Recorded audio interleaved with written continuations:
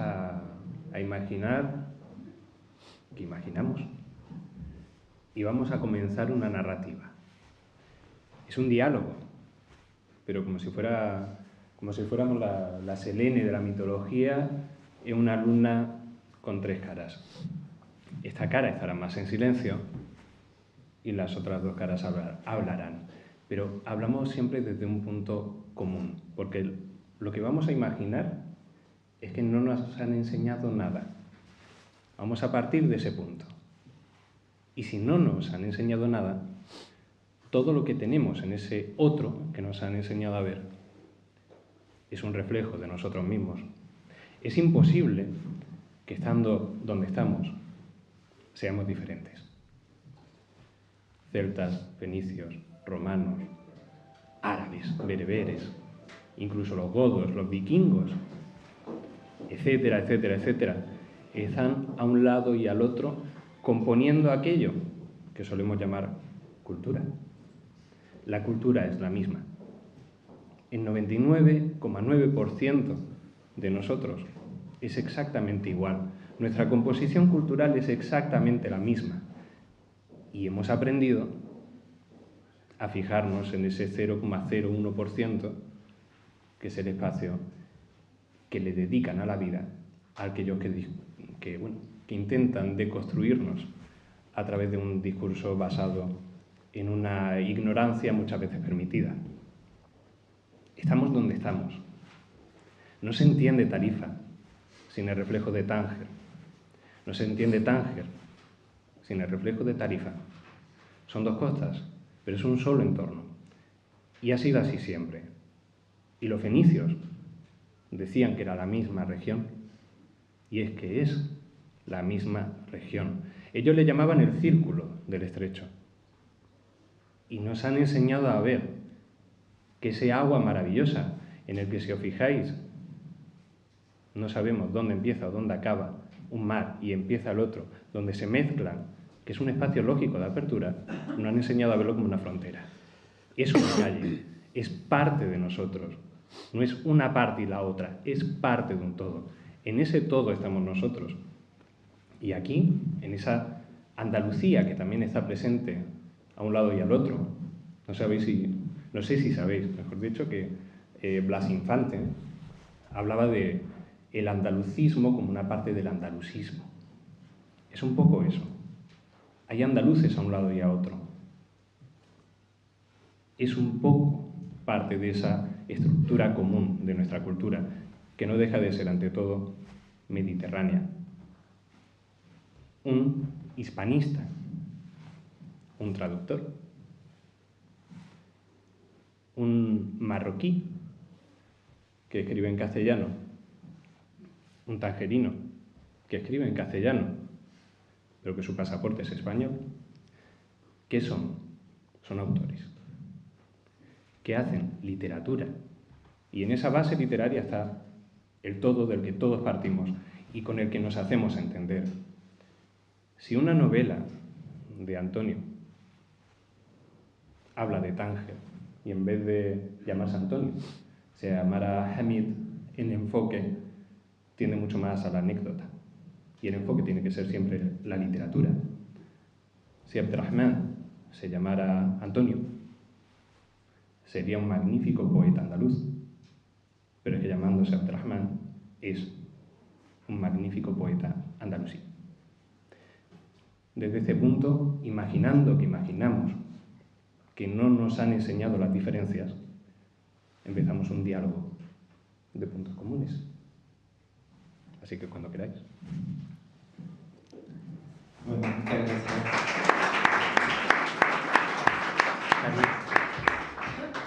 Por introducirnos a este diálogo. Tuvimos un encuentro previo con Mane a la actividad y yo aprendí una palabra nueva que ya he adoptado. Creo que para Mane también era nueva y la he adoptado, que es la de estrecheño. Así que ahora somos estrecheños y eso quiere decir que compartimos un territorio común, ¿no? Que el estrecho no nos separa, no nos debe separar, sino forma parte de nuestro territorio común. Y hablamos, Abdelrahman y yo, que podríamos intercambiar perfectamente nuestros pasaportes, porque el hecho de que yo tenga un pasaporte español y él tenga uno marroquí es absolutamente anecdótico.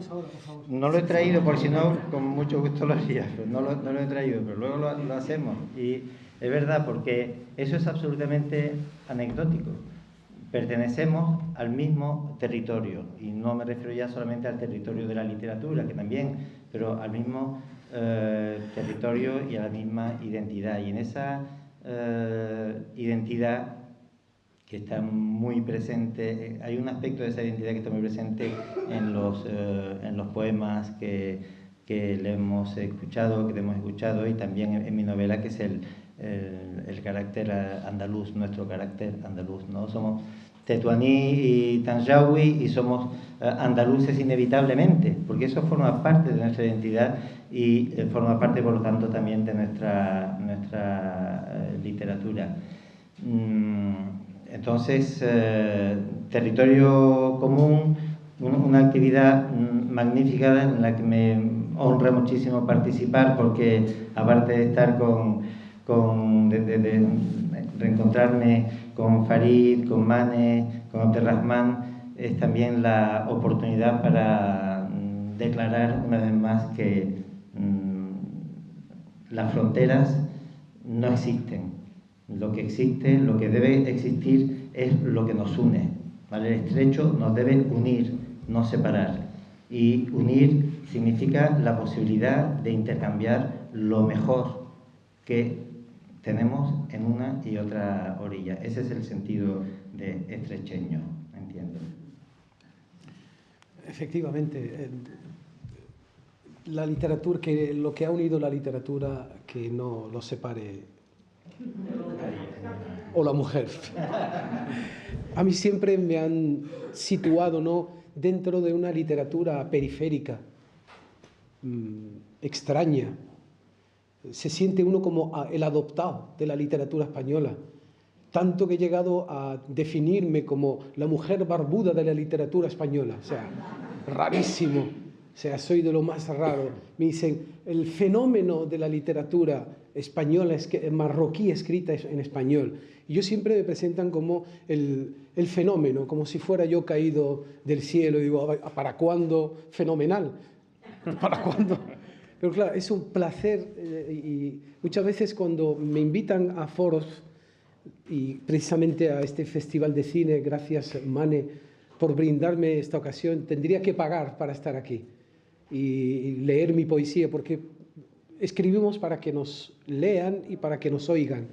Y la verdad, y más siendo en español, que es cuando para mí es una sensación un poco, no sé si pueden experimentarlo, pero muchas veces cuando termino de un recital poético me piden algo que yo no soy. Cuando termino de leer mi poesía me dicen, y ahora queremos escuchar tu voz. O sea, quieren escucharme recitar en árabe. Pero es que yo nunca he escrito en árabe, yo he escrito siempre en español. Me identifico con esa lengua. ¿Por qué? Porque yo he bebido de la literatura española. Yo he leído, el primer poeta que he leído, el primer libro ha sido Platero y yo. He leído a Luis Cernuda, a Vicente Alexandre, a Rafael Alberti. Yo no he leído la literatura marroquí, por lo tanto, que nos etiqueten, que pretendan, por ejemplo, en nuestro caso, que somos muchos los que escribimos en español desde Marruecos, es como si no es renegar o renunciar de tu identidad, es que tenemos esa misma identidad, porque incluso Abdelkader Tsebbin, que es un santón, que es de andaluz y que lo veneraba mucho mi madre, siempre iba a encender velas para que iluminen nuestros caminos y para que mis hermanas se casen y ser casadas, gracias al santo andalusí.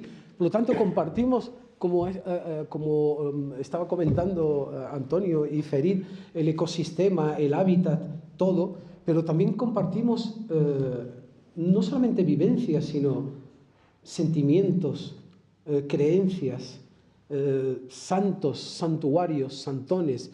El santo de Tetuán se llama Sidi Seidi y tiene una fuente, y es una que lo comenté. Entonces el que bebía de esa fuente se quedaba en Tetuán. Entonces, claro, Tetuán creció tanto que alguien puso en el cartel agua no potable. No más, por favor. Por tanto, es eso, que compartimos todo. Pero parece ser que estamos descubriendo continuamente el Mediterráneo. Pero me gusta que sigamos descubriéndolo, porque cada vez nos encontramos a nosotros mismos. Si nos perdemos, nos metemos en este callejón del agua, como así le han llamado, y seamos estrecheños. Nos enseña, como decía antes, a ver las diferencias y a ver los puntos en común, y en este caso el estrecho es un punto en común, como una barrera insalvable. No solo es salvable, es que nos ha salvado en tantas ocasiones. Cuando hay algo que nos impide ejercer nuestra vida de manera natural en una orilla, nos vamos a las otras. Migramos. Y la migración es parte de la naturaleza de cualquier especie animal. Si evitamos la migración como un espacio natural, un poco estamos yendo contra nuestra propia especie. Te voy a pedir que me aguantes el micro, como yo he hecho antes tantas veces, Sí, así que no se puede quejar. Aquí un quid pro quo, porque os quiero explicar algo que es muy visual. Si nos vamos hacia cualquier mar, las olas, nos marca la espuma, la dirección que sigue la ola. Si nos vamos aquí al estrecho y lo observamos, vamos a saber lo que es un estrecheño y qué diferencia de otras cosas. Llega el Atlántico y se ve la espuma como direcciona hacia el oriente. Llega el Mediterráneo y su espuma direcciona hacia occidente.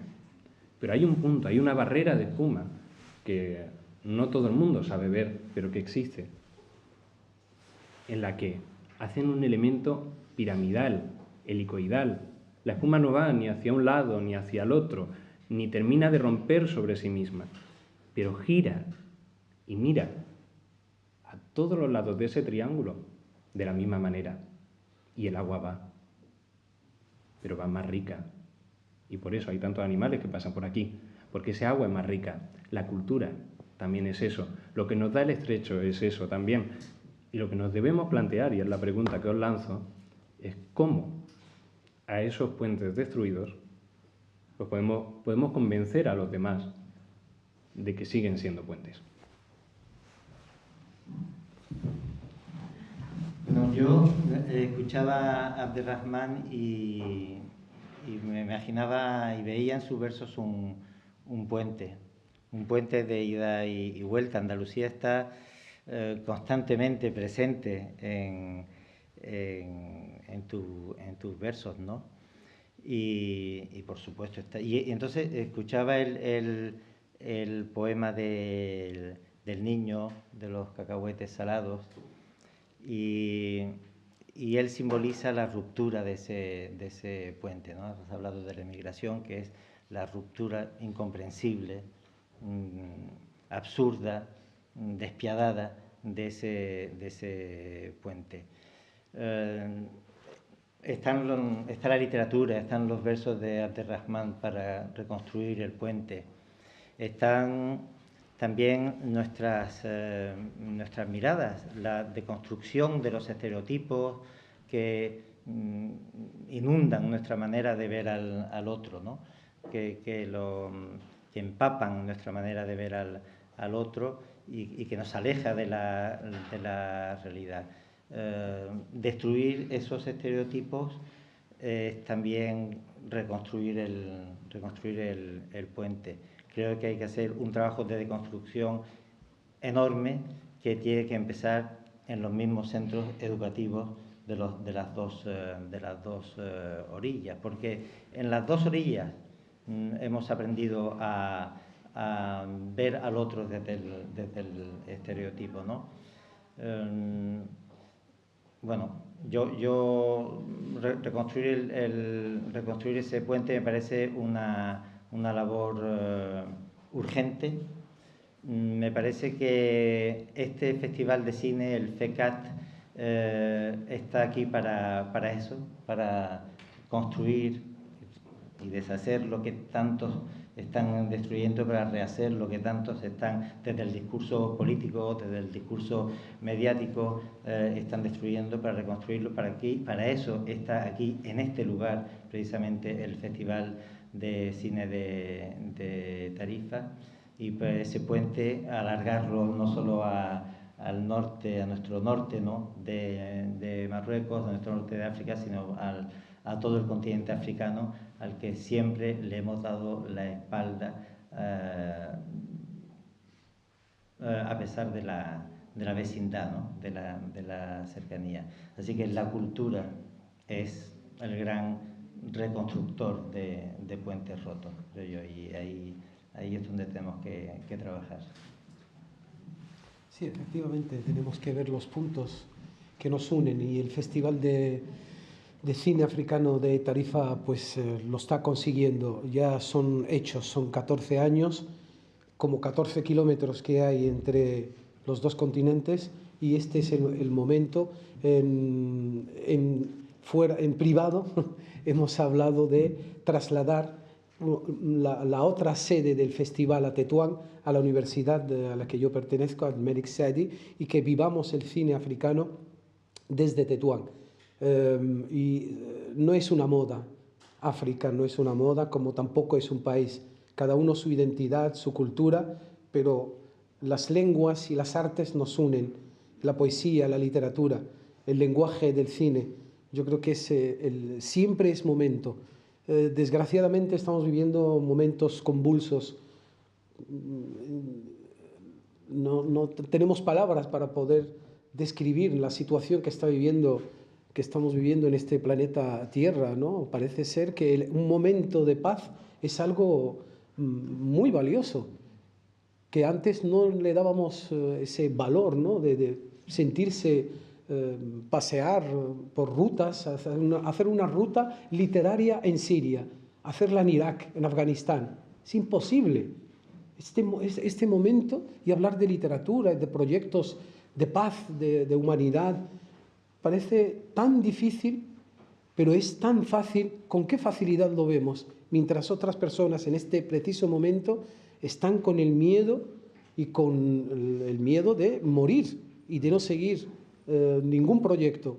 Aquí estamos y están saliendo muchos proyectos. El primero de ellos es precisamente mantener el hilo, el puente, la alfombra de unión, y de que el mar nos une, las distancias nos unen, y en este caso la literatura, la poesía, el cine, pues tiene que unirnos más todavía. Y este festival, yo creo que la idea, entre líneas, entre nosotros, pues podemos conseguirlo.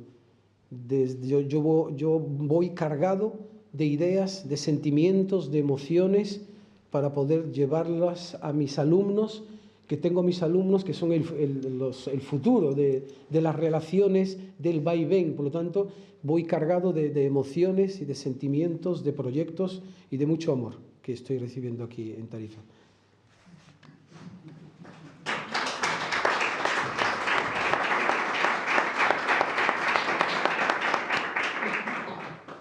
Yendo un punto más allá, o sea, creo que igual que la gran solución siempre es la cultura, el gran enemigo, la ignorancia, preparando lo que está pasando hoy, esta mañana, hablábamos de dos tipos de ignorancia, además. La ignorancia de lo desconocido, o sea, cuánta gente se sorprende cuando va al norte y encuentra un paisaje tan verde como el de aquí, sino más incluso, ¿no? Y la ignorancia, que es la realmente peligrosa, de lo que nos han enseñado a desconocer, a pesar que lo conocemos. Hay cosas que son imposibles, y las diferencias en 14 kilómetros no pueden ser tan grandes. Pero cuántas cosas además no terminamos de saber o de creernos. ¿Qué bien haría, por ejemplo, cosa que también hablamos esta mañana, hablar de estudios como los de Raimundo Giulio, que hablaba de un libro en los años 50 que se titulaba El Rif, montañas bereberes, ciudades andalusíes. Cuánto bien haría que nos creyéramos lo que es verdad, y que nosotros sabemos que es verdad, pero que muchas veces nos cuesta demasiado explicar lo obvio. ahí enfrente ha existido siempre el castellano como una lengua más de expresión. Tanto el castellano, vamos a decir, normal, como luego el ladino y una derivación del ladino más propia solo de la zona de Tánger-Tetuán, que es el jaquetía.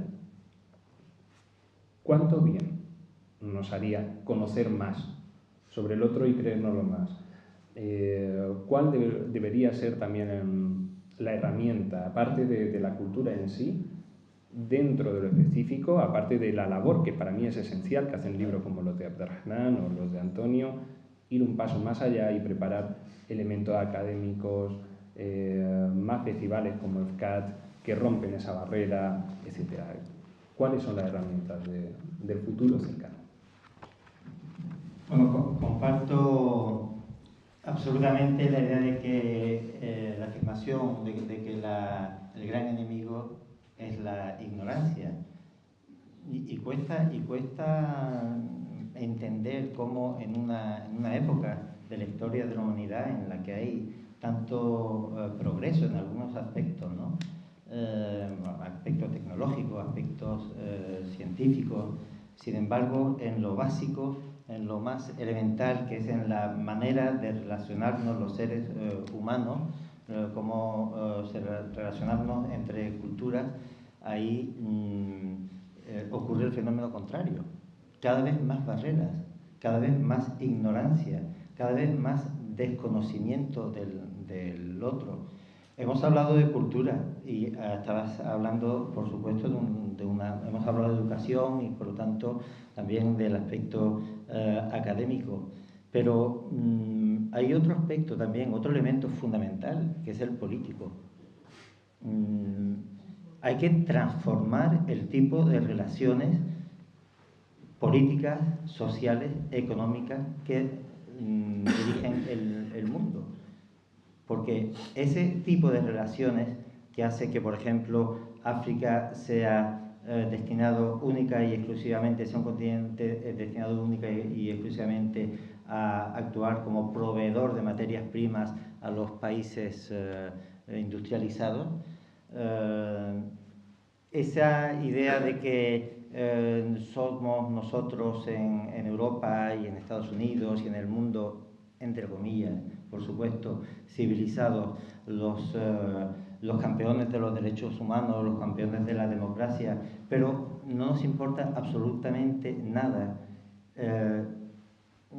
imponer dictaduras feroces e imponer dictadores corruptos y ladrones en aquellos países a los que nos interesa obtener, obtener sus recursos naturales. Esa doble moral, esa hipocresía requiere también de una actitud, una transformación política, de un cambio absoluto en las relaciones políticas que rigen la humanidad. Yo creo que a la hora de pensar en la transformación, a la hora de pensar en estos cambios, a la hora de combatir la ignorancia, también la política es fundamental. Y sobre todo la política es fundamental porque estamos muy acostumbrados a ver que desde la política se combate a la cultura, porque sabe que la cultura, los que no quieren cambiar las cosas saben perfectamente que la cultura es un motor de transformación social, de transformación humana y de transformación política. Y entonces, desde siempre, los dictadores han hecho quemar libros, pero también en nuestros países supuestamente democráticos se ponen trabas a la cultura, impedimentos a la cultura. Todos los que estamos en la gestión cultural sabemos eso perfectamente. Sabemos también perfectamente que a la cabeza de los departamentos públicos de cultura siempre se pone a gente que no tiene ni idea, de lo que está hablando, ¿no? A lo mejor en otros departamentos se pone el de economía, se pone a un economista, en el otro se pone a un no sé qué, pero en cultura nunca se pone a gente que tiene un proyecto cultural transformador. Así que yo pienso que esa ignorancia también desde desde la política, o sobre todo desde la política, porque al final la transformación cultural y la transformación cultural profunda y académica profunda vendrá desde la transformación política o no vendrá, o se quedará en algo testimonial en la que los que creemos en que la cultura es un motor de cambio y no somos, por desgracia, la mayoría, pues seguiremos trabajando, pero no habrá una incidencia real en la transformación, en esa transformación.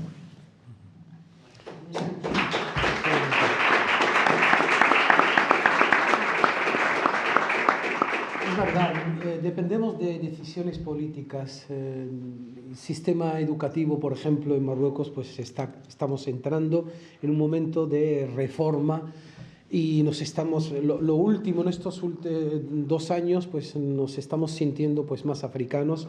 Nos hemos dado cuenta tarde, pero nunca es tarde si la dicha es buena. En este caso se cumple el refrán de que África es vital para nosotros. Siempre hemos mirado hacia arriba, olvidándonos de que nosotros somos parte importante, no tan importante o menos importante, sino una parte más del continente africano.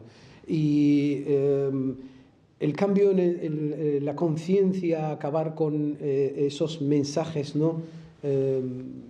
Que contaminan las relaciones. Y también hay algo que en la palabra, ¿no? que en estos momentos molesta y que separa, que es la religión. Ya es hora de que en los libros de texto, en el sistema educativo en Marruecos, se consideren otras religiones. No hay una religión por encima de otra. Si educamos a los niños a convivir, que existen otras religiones que sienten, que aman, que adoran, pero que no siempre la tuya es la superior. Y esta es la asignatura pendiente.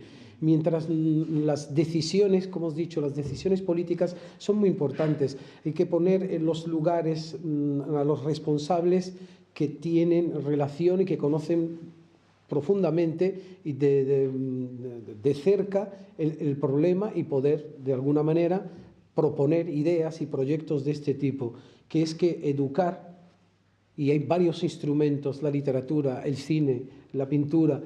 Entonces las artes están para trazar esa alfombra roja para el conocimiento. Yo creo que la ignorancia es el odio, el rencor surge del desconocimiento, el otro que no se conoce. Por ejemplo, hemos hecho una experiencia en un proyecto con la Universidad de Sevilla, en el departamento de la Facultad de Educación, el conocimiento que tienen los jóvenes españoles sobre la cultura, la música, y era fácil hacerlo, por ejemplo, en Marruecos, que te dijeran el nombre de cantantes españoles, de grupos, de tendencias, se lo sabían todo. En cambio, aquí en España no sabían, no conocían el nombre de ningún grupo, ningún cantante, ningún músico, ningún pintor. ¿Por qué? ¿Por el rechazo? No. Por la educación que han recibido de que Marruecos está lejos, de Marruecos se oye lo que los medios de comunicación les brindan, en la prensa hemos llegado a estar únicamente en la página de sucesos. Hemos traído, hemos llevado, entonces, no, así yo creo que la imagen no es que se tergiversa, sino que la realidad está ahí y lo que se nos comunica es ahí. Y entonces, claro, ya a través, por ejemplo, del cine, del Festival de Cine, pues se conoce de que hay directores de cine. Me ha alegrado mucho saber que el miembro del jurado oficial es un marroquí. Entonces es fantástico, y que la gente también lo sepa, ¿no? Es como en la copla, que lo sepa todo el mundo. que me encanta, ¿no? Eso es fantástico. Entonces yo regreso diciéndoles, mira, que en el jurado hay un marroquí, a mí me han invitado a tal. Entonces esa imagen que también tenemos un poco negativa, dice, hay que ver cómo nos tratan. Depende cómo nos tratan. Es que estamos nada más que en la página de sucesos. No, pero también el de cultura. Y eso es lo que Antonio y Farid han trazado, diciendo voluntades políticas, decisiones políticas, que esto se nos va yendo de las manos. Ahora es el momento. Llevamos años diciendo todo esto, pero yo creo que ese momento, de nuevo, no pasa nada, empezar de cero, pues vamos a empezar de cero, que es fundamental la educación, que es fundamental la cooperación cultural. España está viviendo actualmente, la presencia de la lengua y la cultura española en Marruecos está viviendo un retroceso enorme. No sabemos por qué. Sí sabemos, son decisiones políticas. Utilizan como moneda de cambio la cultura, la lengua. ¿Qué culpa tiene Cervantes y Lorca y Cernuda? Acabamos de publicar en nuestra universidad una antología de textos sobre la presencia de Marruecos en las obras de Cervantes. Y Cervantes cita a Tetuán, a las mazmorras de Tetuán, a la desembocadura del río Martín. O sea, y la gente cuando descubrir, más que descubrir, sino ofrecerles, ¿no?, de que Cervantes, Miguel, el príncipe de las letras españolas, habla de los bajos de la casa de tu tía. Y el chico en clase me dice, ¿me estás insultando? Y digo, no, es que habla de las mazmorras que hay en la Medina de Tetuán, y Cervantes habla de estas mazmorras. Por lo tanto, esa influencia, presencia, la historia compartida, la literatura compartida, todo eso tenemos que utilizarlo como valor para ver que fluyen ideas, no solamente el pasado, sino estamos hablando de los jóvenes, el niño y la niña que tienen 18 años, pues que crezcan sabiendo de que no somos tan distintos y de que tenemos una literatura común, historia común. Y además, muchas veces mi padre, que en paz descanse, decía, es que Tetuán es la continuación de Andalucía. Y algunos que son muy patriotas dicen, no, cada uno en su sitio, aquí tenemos nuestra religión. Y digo, que no estoy hablando de religión, que la religión es algo muy personal, es algo tuyo, déjalo en tu casa, déjalo más que en tu casa, en tu corazón, y que lo utilices únicamente para tus plegarias, y tú pide a tu Dios y yo déjame con el mío. Y yo creo que por mucho que hablemos de esto, falta esta educación. Yo tengo problemas muchas veces con estudiantes en sacar a relucir estos temas. El de cada uno y su religión. No tenemos que imponer nada a nadie, muchísimo menos unas creencias, que ninguna religión es superior a la otra. Y este es el problema. Pero claro, me llegan a la universidad con 18 años con estas creencias primitivas, rocosas, con una mente contaminada. Entonces digo, ¿por dónde empezamos? ¿Por Lope de Vega, por Calderón o por la religión? Primero pensemos en no odiar a nada ni a nadie. Y esto tiene que estar en las decisiones políticas de los responsables. Es que no se puede decir más alto, porque esto es así. Sería inútil. Pero nosotros seguimos ahí insistiendo, ¿verdad, Ferit?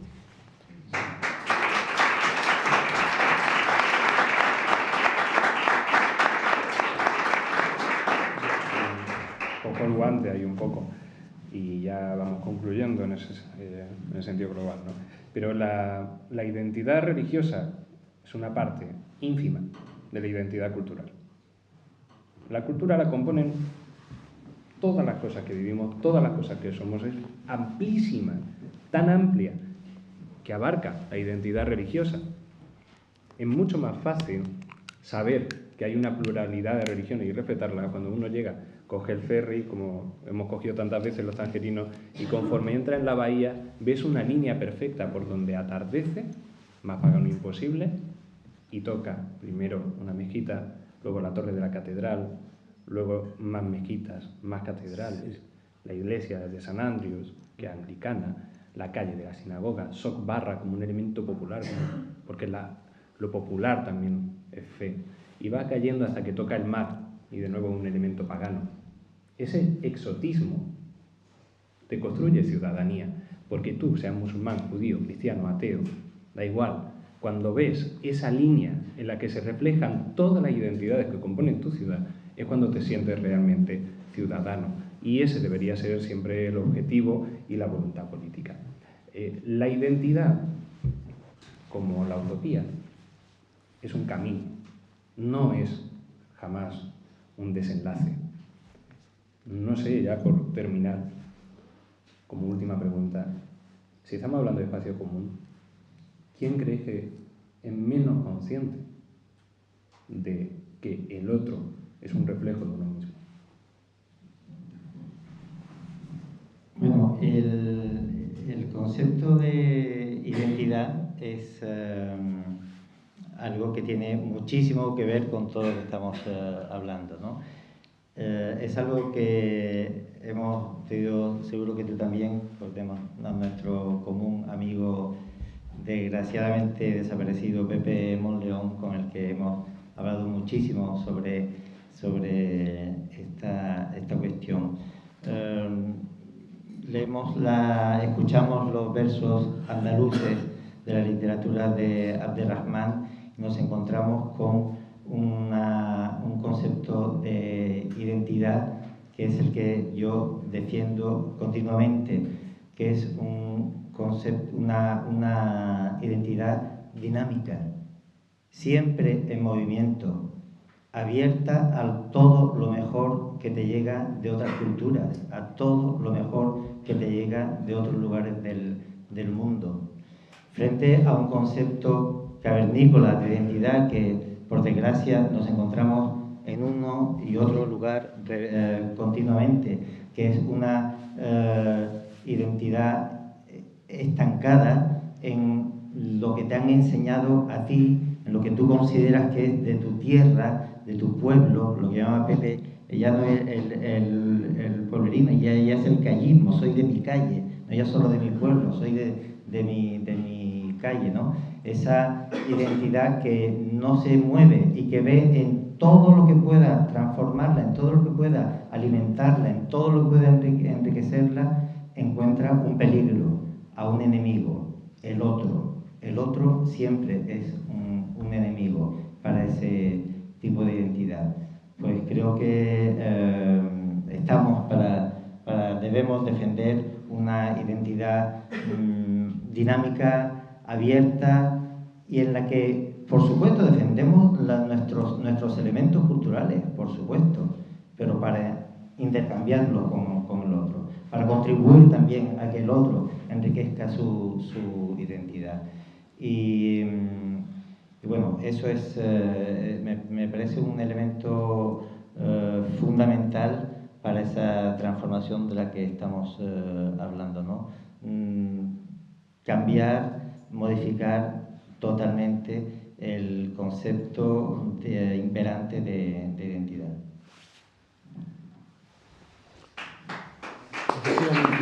Sí. Para mí se me hace difícil la identidad, porque ya lo dije, ¿no? en nuestro paseo, en nuestra ruta, de que yo soy un poeta tuneado, gitano, payo, lo que sea, poeta. Entonces el tema de la identidad es algo que en mi caso sentirse andaluz. En mis estudios era sevillano, pero del Betis, todo hay que decirlo. Y luego empecé otra carrera en Cádiz y me hice caletero. Entonces, ante esto es difícil identificarse. De dónde eres. Muchas veces me resulta un poco difícil que me pidan el pasaporte o que solicite el visado y esté en las colas. Y entonces digo, pero si yo soy andaluz, si yo soy español, me lo digo a mí mismo, pero tengo que sacar el pasaporte, pasar por la dificultad de sacar el visado, de estar en la cola de los extranjeros, de revelarme como extranjero. Y entonces, claro, digo, es que me digo, Abderrahmán, si te llamas Abderrahmán, no te llamas Pepe ni Antonio. Pero claro, vivimos esa identidad compartida en nuestra escritura, nuestras charlas, en momentos como estos, pues se rompen todos los esquemas, se rompen y además burlamos todas las fronteras. Y eso es lo bonito de la literatura y del cine, que se burlan fronteras continuamente. Somos los fugitivos de la identidad, que no tenemos identidad, pero todos partimos de una esencia de nuestra cultura, de nuestra religión, mi Ramadán, el que menciona en su obra mi Ramadán, mi fiesta mayor, mi fiesta del Cordero, mis costumbres, mis rezos. Aquí el que veis que también va a la mezquita, que reza, pero que luego se viene a Tarifa y se toma su tapita y sus cosas. Entonces, claro, esto lo que hace es unir, ¿no? Esta diversidad, estos colores, esta maravilla, ¿no? Y de sentirse tanto de un lado como de otro, pero sentirse de ambos lados.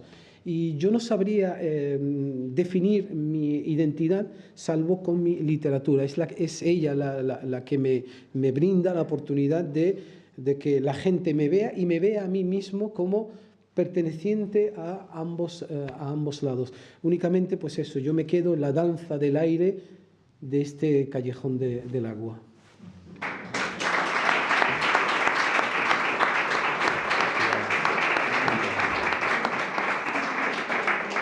Concluimos el diálogo, no sin deciros de nuevo, volviendo al principio, bienvenidos, habitantes de este maravilloso espacio común, estrecheños. Imaginad, ¿qué imagináis? Imaginadnos. Gracias.